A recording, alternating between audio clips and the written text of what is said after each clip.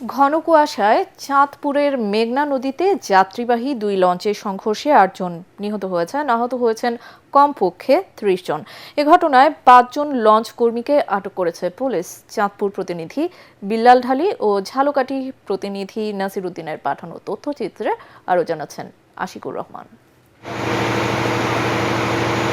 বৃহস্পতিবার দিবাগত গভীর রাতে হাইমচর উপজেলা ও হরিণা এলাকার মাঝামাঝি স্থানে দুই লঞ্চের মাঝে সংঘর্ষ হয়।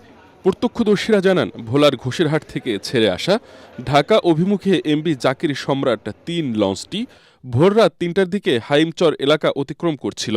এ সময় ঘন কুয়াশা থাকায় ঢাকা থেকে বরিশালগামী এমভি অ্যাডভেঞ্চার ৯ লঞ্চের সঙ্গে ওই লঞ্চের সংঘর্ষ হয়। এতে ঘটনাস্থলে ৩ জন মারা যান। স্থানীয়রা আহত যাত্রীদের উদ্ধার করে নিকটবর্তী হাসপাতালে পাঠালে পথে আরও একজনের মৃত্যু হয়। দুর্ঘটনার পর জাকির সম্রাট ৩ লঞ্চটির যাত্রীদের নিয়ে ঢাকার উদ্দেশ্যে রওনা হয় লঞ্চ এমভি কর্ণফুলী ৯। ঢাকা যাওয়ার পথে আরও ৪ জনের মৃত্যু হয়।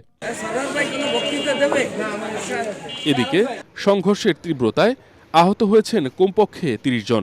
এর মধ্যে অনেক যাত্রী নদীতে পড়ে এখনও নিখোঁজ রয়েছেন। এত কুয়াশার কারণে মনে করেন লঞ্চ আরেকটা দেখতে পারে না। কুয়াশার ভিতরে ওই যে লঞ্চটা দুলিয়া থেকে আসছে, ওই লঞ্চটারে সেলাই মারি দিচ্ছে। পুলিশ জানায়, নৌ পুলিশ ও প্রশাসনের সংশ্লিষ্ট কর্মকর্তারা ঘটনাস্থলে পৌঁছে উদ্ধার ও তদন্ত কার্যক্রম শুরু করেছে। তাৎক্ষণিকভাবে তাদের পরিচয় জানা যায়নি। এ ঘটনায় লঞ্চের ৫ স্টাফকে আটক করা হয়েছে। Bureau report, ATN Bangla.